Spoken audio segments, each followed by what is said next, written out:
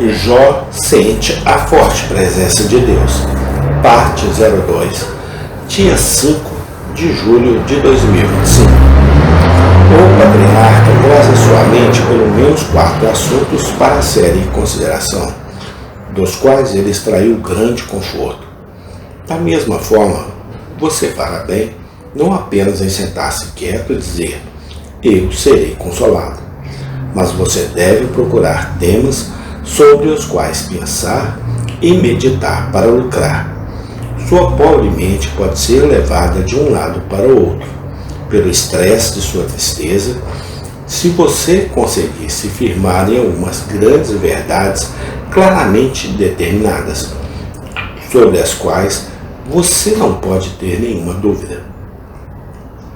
Você pode começar a derivar consolo delas. Enquanto eu estava meditando, disse Davi, o fogo queimou. E isso o confortou e aqueceu. Lembre-se de como ele falava consigo mesmo, como com os outros. Por que estás abatida, ó minha alma? E meu Deus, há 2 Davis, veja, conversando um com o outro e torcendo um pelo outro. Um homem deve ser sempre uma boa companhia para si mesmo e também deve ser capaz de catequizar-se. Aquele que não está apto para ser seu próprio professor não está apto para ser professor de outras pessoas. Se você não pode catequizar seu próprio coração e perfurar uma verdade em sua própria alma, você não sabe como ensinar outras pessoas. Acredito que a melhor pregação do mundo é aquela que se faz em casa.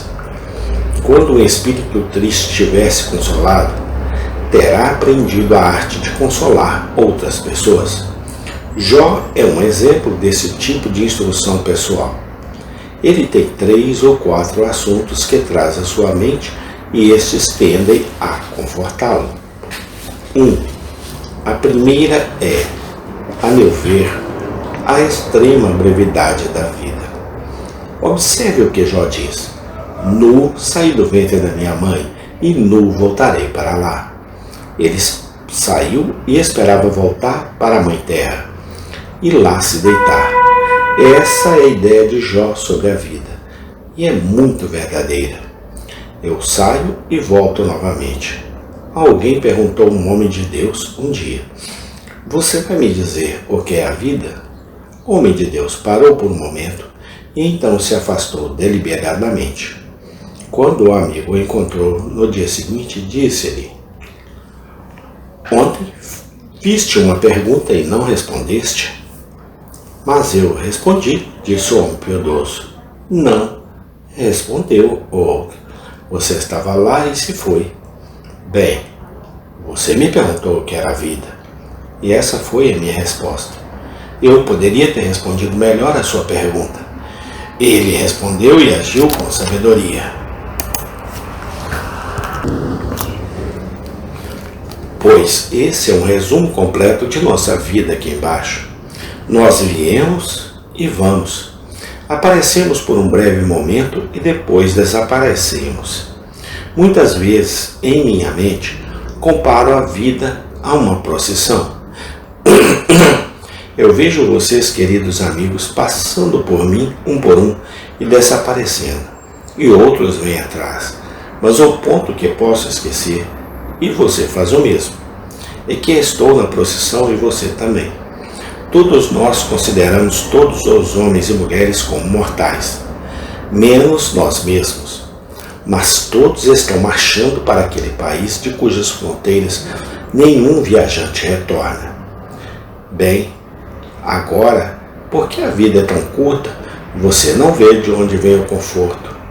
Jó diz a si mesmo, eu vim e voltarei. Então, por que devo me preocupar com o que perdi?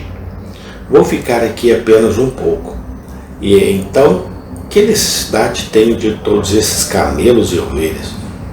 Portanto, irmãos, o que Deus nos deu é tanto dinheiro para gastar em nossa jornada, para pagar nossas próprias passagens e ajudar nossos companheiros de viagem. mas nós de nenhum de nós precisamos de tanta substância quanto Jó tinha. Ele tinha 7.000 ovelhas. Caro eu, que tarefa deve ter sido conduzir e alimentar um rebanho tão grande. E 3.000 camelos e 500 juntas de boi, isto é, 1.000 bois. E ela, 500 jumentas, e uma família muito grande. Nosso provérbio diz: quanto mais servos, mais pragas. E tenho certeza de que quanto mais camelos, mais cavalos, mais vacas, mais dessas coisas um homem tem. Mas há mais para cuidar e causar-lhe problemas. Assim Jó parece dizer a si mesmo: estou aqui por tão pouco tempo, por que deveria ser levado como uma inundação, mesmo quando essas coisas são tiradas de mim? Eu venho e vou, deixe-me ficar satisfeito se outras coisas vêm e vão. Se minhas provisões terrenas desaparecerem, bem, eu também desaparecerei. Eles são como eu. Eles criam asas para si mesmos e voam para longe. E em breve eu também irei criar essas para mim e eu terei ido embora. Já ouvi falar de alguém que chamou a vida de a longa doença da vida. E assim com ele. Pois, embora fizesse um grande trabalho para seu mestre, estava sempre doente. Bem, quer uma longa doença? Lá, além disso, Jó parece se concentrar especialmente com conforto no pensamento. Voltarei à terra de onde vieram originalmente todas as partículas do meu corpo. Voltarei para lá. Ah, disse alguém, quando viu os belos e espaçosos jardins de um homem rico. Essas são as coisas que tornam difícil morrer.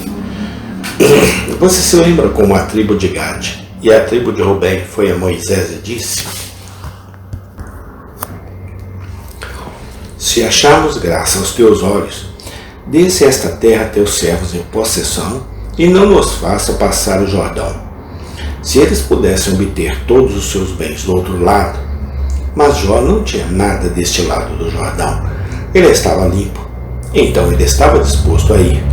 E realmente, as perdas que um homem tem que o fazem desejar partir e estar com Cristo, que é muito melhor. São ganhos reais.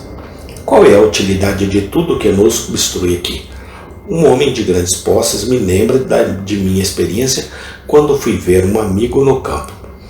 Ele me levou por um campo arado, e eu tinha 2 pesados fardos de terra, um em cada pé, como já fiz. Prosseguiu. A terra se agarrou a mim e dificultou a caminhada. E assim com este mundo. Suas coisas boas nos atrapalham, nos obstruem, se agarram a nós como o barro grosso. Mas quando removemos essas coisas que dificultam, nos confortamos com o pensamento. Amém. Tem continuação. Deus é maravilhoso, hoje e sempre eternamente. Amém.